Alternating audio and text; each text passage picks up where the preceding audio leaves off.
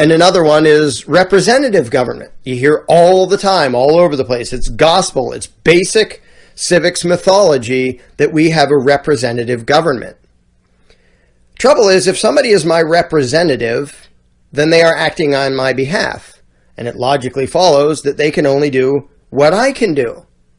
So if I don't have the right to come steal your money just because I want some more money, then my representative wouldn't have the right to come steal your money either. If he's acting on my behalf, he's representing me. He only has the rights I have. Well, you don't personally have the right to do anything that Congress does. Neither do I. Which means when they're acting, they're not being our representative. They're not representing me when they tell a whole bunch of people, cough up this money or we'll do nasty things to you.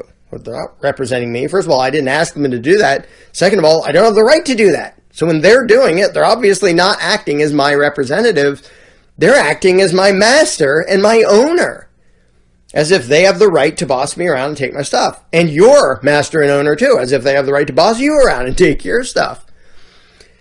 So there's so much of this mythology. Oh, and one I'd have to mention, just ridiculous. The most ridiculous one of all is, we are the government.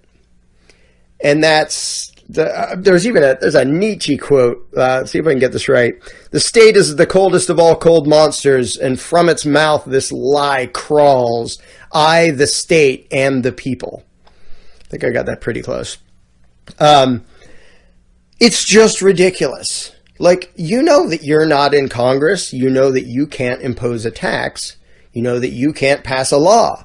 And you know that if you disobey the laws from Congress, or that don't pay their taxes, they're going to send men with guns to do nasty things to you, ultimately. So, are you really unable to distinguish between yourself, the one being threatened, and government, the ones doing the threatening? It's pretty obvious distinction, and yet so many people repeat the insane notion that we are the government. And the excuse is, well, we kind of elect them and they're acting on our behalf and representing us, even though they're not, and they don't care what we think, and they do things we're not allowed to do, and they do it to us, and they rob us and attack us. Not sure how it's representing somebody to boss them around and steal the stuff. But that's the mythology we're taught. And then they repeat, well, we are. That means we are the government. And I'll end this rant with one more silly analogy. I like silly analogies because they often make things clear. Two guys show up at your front door. Hi, here we are, and you get to choose. You're in charge here. Either I'm going to punch you in the face, or my friend here is going to kick you in the groin.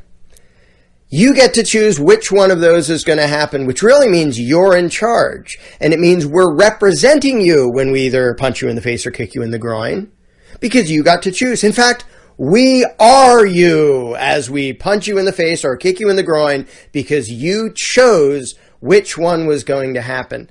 Now, in that example, I'm pretty sure nobody is stupid enough to accept that deal or view it as legitimate. They slam the door in your face and say, get out of here. I'm going to do nasty things to you. Stop threatening me. And yet, when government does the exact same thing, you get to choose which of these two lying crooks is going to boss you around and steal your money for the next 4 years.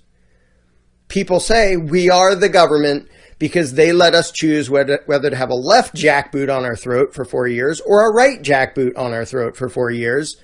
And that's just as good as being free, right? No, that is not being free. And that does not mean we are the government. It doesn't mean they represent us. It means two crooks tricked you into playing along with their game and accepting the outcome as legitimate.